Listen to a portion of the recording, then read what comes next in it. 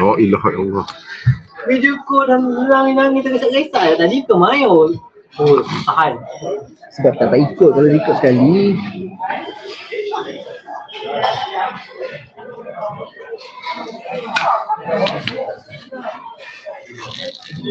Assalamualaikum kawan-kawan semua. Sihat ke? Jadi hari ni aku nak cerita sikit tentang abang Tesla kita lah. Sebab abang Tesla kita ni 2-3 hari ni dia baru dia punya Q3 earnings report, and dia punya Q3 earnings report tu nampak macam menurun dia punya tahap keuntungan, dan the margins are slipping tu sampai around 8%. To put it into perspective, margin around 8% tu actually sama lebih kurang macam Toyota. So dia punya margin dia slip daripada tahap Ferrari turun sampai tahap Toyota. So kalau you tengok dari segi tu mungkin nampak macam problem lah, tapi saya rasa tak sebenarnya, sebab dia punya, kalau you tengok dia punya Q3 earnings report, dia punya cost of goods turun lagi, I think around 5-10% turun lagi lah cost of goods. So the cost of goods tu turun lagi sebab Tesla gunakan Gigacasting, yang itu memang menurunkan cost dengan sangat banyak. It's a major contributor to dia punya cost control, and because dia gunakan Gigacasting, dia hanya ada 2 model. Key model dia adalah Model 3 dengan Model Y. Nah, kenapa dia hanya ada 2 model sebab dia gunakan Gigacasting? Sebab Gigacasting itu satu benda yang complicated. Dia bukan mudah untuk dia gunakan untuk berbagai-bagai model. Jadi the Gigacasting mold itself is very expensive, and dia bukan senang nak buka dan tukar, macam nak tukar dan buka stamping die. Untuk stamping die you makan 2-3 jam you boleh tukar dah the entire let's say you pakai press besar 7 die, you can change the entire 7 dies in a few hours lah, maybe half a day you boleh tukar dah die tu. Kalau you pakai macam typical Japanese ataupun Asian punya companies pakai 7 die punya machine, 5 die punya machine pun samalah, lebih kurang half a day boleh tukar. But for the Gigacasting, I don't think you can change the casting, the mold dengan begitu mudah. So it's something yang memang susah untuk diorang tukar, and that's why dia hanya ada limited number of model. But as a result, dia ada cost advantage yang sangat besar. So cost advantage yang sangat besar tu sebenarnya adalah satu kekangan kepada diorang. Kalau kita tengok model Tesla pun kilang ni, dia macam Detroit in the 50s, 60s and 70s. Di mana Detroit, dia punya cost advantage dia was so superior, dan susah orang nak masuk, nak lawan pada masa tu. Tapi kelebihan Detroit tu ialah sebab minyak murah lah. So dia boleh buat kereta-kereta besar-besar ni pada kos yang sangat rendah, yang orang lain tak boleh lawan. Even the Germans pada masa tu, you cannot produce a car that's luxurious enough to lawan against the Americans. And the Americans don't care about fuel pricing sebab murah sangat minyak pada masa tu. Cuma in the 70s bila harga minyak naik, barulah jenama-jenama daripada luar, like the Germans and the Japanese and the rest of the European models boleh masuk menapak di Amerika Syarikat. Pada masa 5 tahun 50-an, 60-an dan 70-an, awal 70-an, Detroit had a free run. Dia punya kereta memang superior in every way, and their cost is advantageous in every way sebab dia buat kereta in very large numbers. Kalau you tengok the economics of Detroit is very different from the economics of what the Japanese and European are doing. Sebab Detroit punya market besar, the market is huge. America is a huge auto market. So what they did was they could have like a line dedicated to one model where orang lain tak boleh, and they could do like 10,000 kereta sekali jalan. Orang lain tak boleh, mungkin kena buat 1,000 kereta dan tukar, 2,000 kereta tukar. Tapi Detroit boleh buat 10,000 kereta jalan. They could have one entire factory dedicated to one model and run like crazy. So because of the way that they position themselves, the way they geared their factories, dia punya supply chain pun lain. Tak sama macam Toyota punya supply chain. Bila Toyota masuk dengan dia punya JIT itu, it was because it's particular to Toyota punya condition. Detroit tak perlu JIT pada masa tu. Kenapa? Sebab kalau dia dah tahu dah dia nak buat 100,000 kereta, dia dah order in bulk. Everything that they need dapat murah, so dia simpan dalam kilang dia assemble dan tolak keluar. Bila you buat JIT, all sorts of complication, and of course what it gives you is flexibility lah, but of course in the end Toyota work into it, the pricing and the volume, so they still boleh manage a very good price lah. But of course when you look at the specs between an American car and a Japanese car, but that is why the Americans pada masa 70-an ni tak takut dengan kereta Jepun, because the spec is so superior.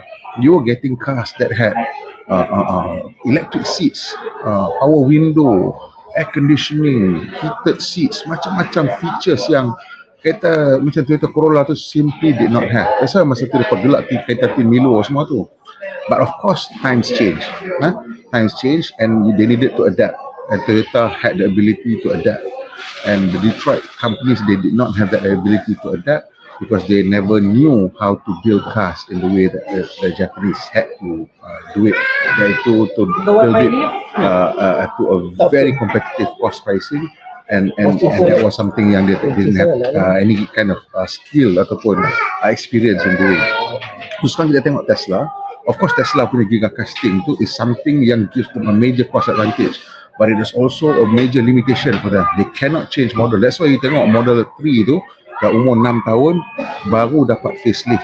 Orang lain 2 tahun setengah facelift, dia 6 tahun baru dia pergi facelift. Satu, because of course the car is ahead of its time lah. That one you have to give it to them. The car is ahead of its time.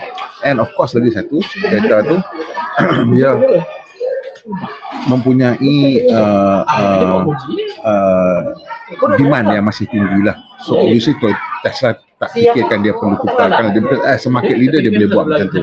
But realitinya kalau dia nak tukar pun it's going to be a problem to them. Because kalau you tengok every time dia ramp up, sekarang ni tengah ramp up Cybertruck, it's going to be a very expensive endeavor for Toyota berbanding dengan orang lain buat pickup truck. Because pickup truck ni dia punya assembly method is very simple. It's very old fashioned.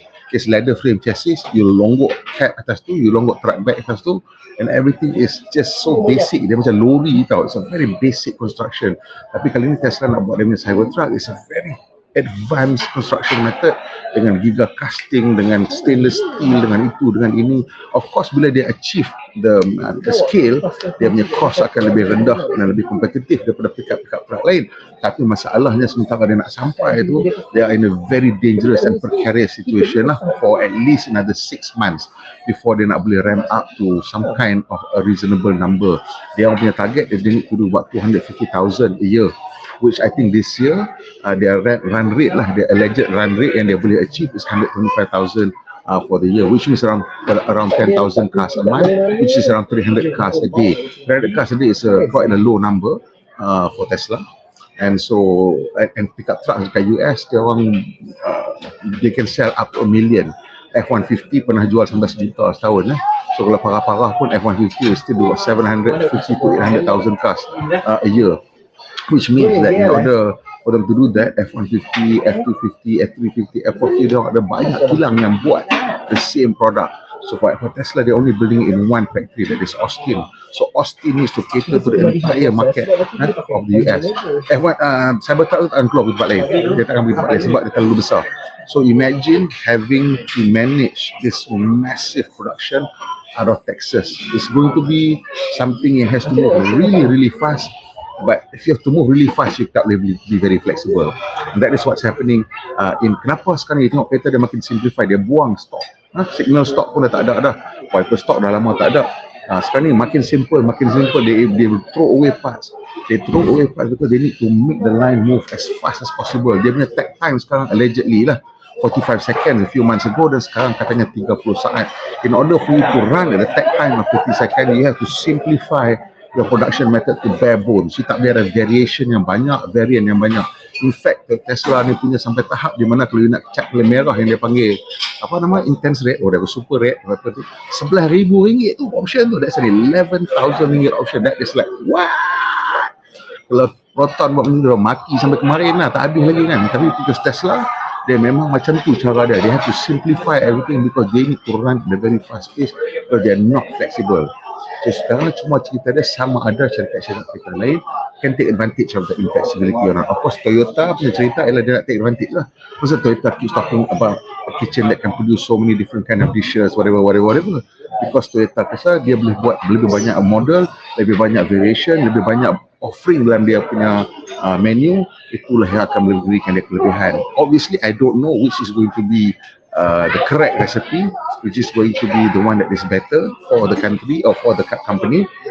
But for now, Tesla is milking the advantage, and for as long as other car companies tak boleh nak produce electric cars in volumes at profitable rates, then Tesla can continue to produce this limited number of products and still achieve the 20 million target in 2030. It's all predicated on their pickup truck to rolling out nicely by 2025, so that will add another million to it. And these other cars models will probably ramp up to, I don't know, 3 million, 4 million, and then plus the truck is 5 million. And then when the affordable car datang, if the pricing is betul-betul below $20,000, and of course that will really help them to achieve the numbers that they want, that is 20 million cars a year.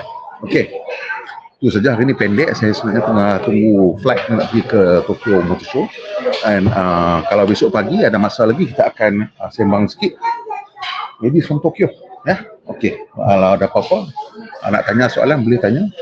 But for some reason saya tak nampak komen keluar kat sini, ya. So mungkin kawan-kawan tak ada komen hari ni. Kalau ada komen saya tunggu sikit untuk tanya apa-apa soalan ke. Kalau tak ada, in about 5 minutes kita boleh go away lah.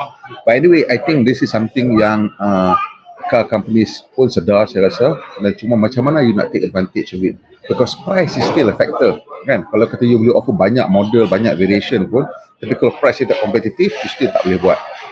So macam mana you nak buat so that your car is cheaper than Tesla, because they are running a very inflexible production line just to achieve that cost. So it's a very difficult problem to solve sebenarnya untuk company-company lain. You nak buat kereta lawan dengan satu company yang fokus on just making 2 models. Macam Apple lah, Apple fokus buat iPhone saja. Dia ada satu je iPhone, model variation, screen besar lagi, dan that's it, you know. So they can focus on one product and make it really good. Whereas orang lain nak kena buat bermacam-macam produk. Can you create a product that is not just cheaper, because you can boleh buat produk cheaper. China banyak produk-produk yang cheaper daripada Tesla, but somehow you still need to make it attractive enough for people to buy, and somehow still make it profitable for you. Kita jangan lupa Tesla punya margin at about 8%. Automotive margin is operating margin is a very good margin, still comparable to some of the best in the industry. Dia punya 18% gross margin itu is a very big margin sebenarnya, and is at the level of BMW, Mercedes-Benz.